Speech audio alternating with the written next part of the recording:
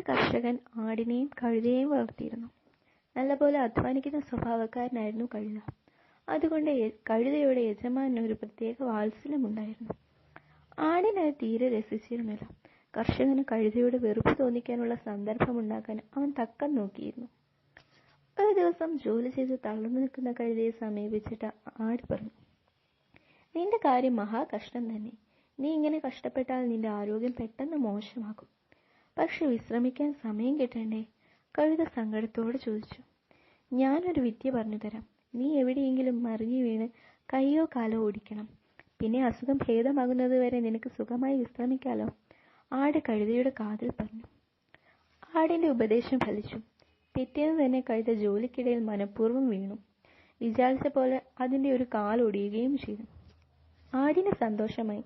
ജോലി ചെയ്യാൻ കഴിയാത്ത കഴുതയെ യജമാനൻ ആട്ടി പുറത്താക്കുമെന്ന് അവൻ കരുതി. പക്ഷെ യജമാനൻ കഴുതയെ ഒരു മൃഗവൈദ്യനെ വരുത്തി കാണിച്ചു. വൈദ്യൻ കഴുതയുടെ കാൽ വെച്ചുകെട്ടി. അസുഖം വേഗം ഭേദമാകണമെങ്കിൽ കഴുതയ്ക്ക് ആട്ടിൻ സൂപ്പ് കൊടുക്കണം. വൈദ്യൻ യജമാനനോട് പറഞ്ഞു. യജമാനൻ അല്പം പോലും താമസിച്ചില്ല. ആടിനെ കൊന്ന് കഴുതയ്ക്ക് സൂപ്പുണ്ടാക്കി കൊടുത്തു.